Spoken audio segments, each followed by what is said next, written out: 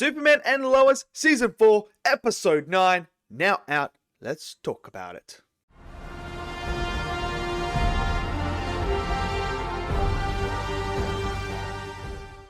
Okay, so the penultimate episode of Season 4 is now done and dusted. And we only have one more episode to go. And then this whole entire series is done. Now, I'm praying that they wrap it up and it's satisfying. Because at the moment, I will say this does feel like it's crammed a lot of stuff in so far in this season.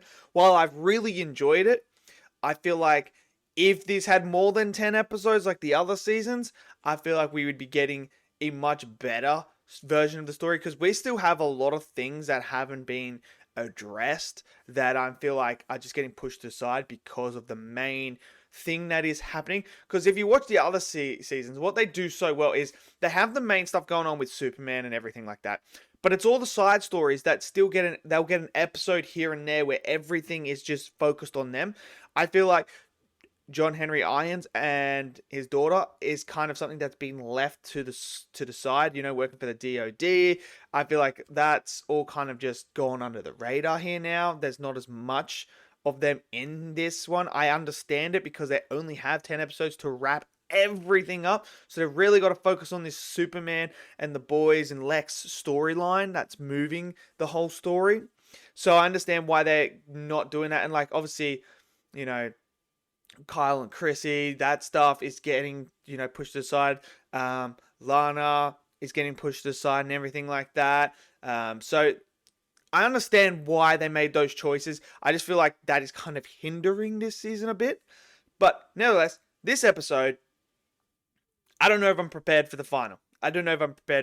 Because, so this episode, the information about Superman, you know, his powers diminishing is leaked. Obviously by Lex, because he has the suit now, so he's got the scans and everything like that. So he leaks that information.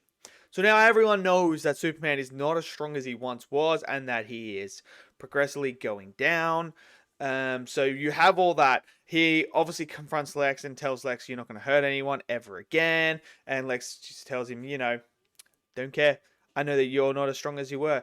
And, you know, Superman is... this relationship between Superman and Lex, I really, really like. Because Superman knows what buttons to press when it comes to Lex Luthor, and Lex knows what buttons to press when it comes to Superman. So it's really, really beautiful to watch them go at each other like that. Obviously, we then have Lois going in to see Mannheim as well to get some information to try and stop Lex.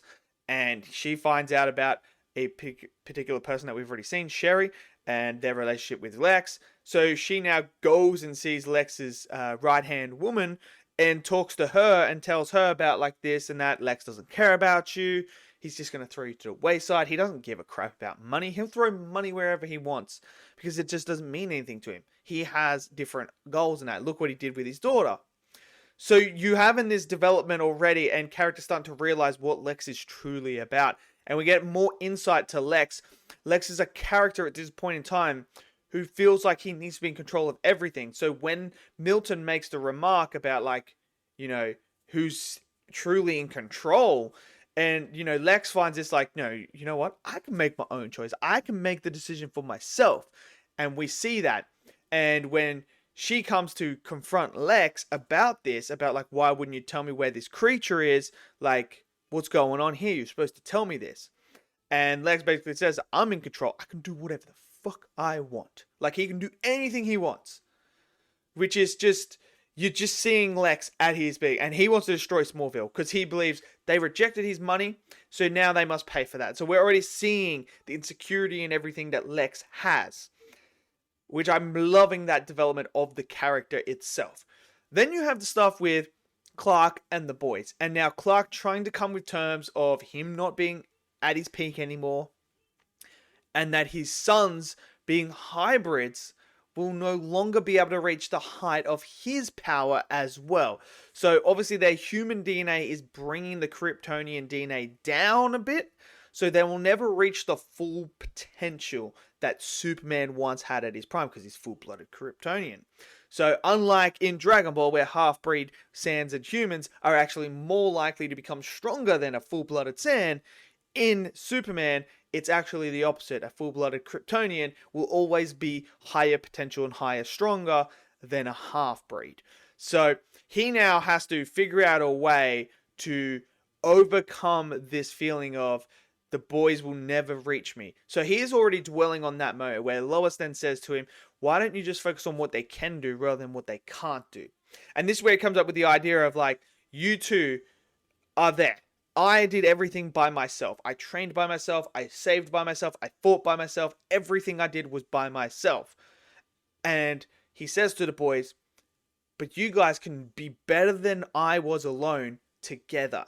And that is such a good thing that they have each other. So now Clark is trying to come up with an idea of how they can fight together and, you know, push those weaknesses away and really focus on the strengths that they both have and bring them together to make them more stronger, which I really, really liked. But obviously we have Doomsday is back in this episode as well. And Lex transforms him again, and I really liked his design of Doomsday. It really does look like Doomsday, and I'm like, okay, here we go. Now we're talking. So Doomsday comes in. Lex is gonna unleash it on all of Smallville. Superman comes in and starts fighting it. So we see all the boys trying to save everyone. We have this beautiful moment with Jordan and the lady at the diner and him trying to, you know, calm her down. You know, this is what I love. Superman, yes, he's all this physical stuff, but it's when he's like sitting there just talking someone out of like a panic attack and stuff like that. It's like those little moments that you're just like, this is what Superman is about. And Jordan does that. And then when they're outside, they see Clark come, gets smashed down to the ground, and he's looking up, he's ripped and everything like that, all destroyed. And he just turns to him and says that he loves them. And you just, dude, the emotion of that scene alone, I was like, I'm not prepared for next week's episode. You could kill Superman again. Look, the first death of Superman hit me hard. Here. You're going to kill the guy again. That's just going to be another level. So, going into next week, I honestly think we're going to get the boys joining up. And they're going to be fighting as well, along Superman, against Doomsday and Lex, which I am down for. I hope they do that. I hope we get a triple threat where those three team up and they stand by their dad's side and they go in and they fight Lex and they fight Doomsday. Would be absolutely cinema if that happens. I'm hoping that happens. I feel like that's the only way it can happen. I don't think they'll kill Superman and the boys will avenge his death because I just don't think that fits. I think three of them are going to team up and fight. So let me know what you guys think of this episode. Let me know your thoughts and theories for the finale. Let me know in the comment section below. Smash that like button, click subscribe, and I'll see you guys next video. Until then, stay safe and peace out.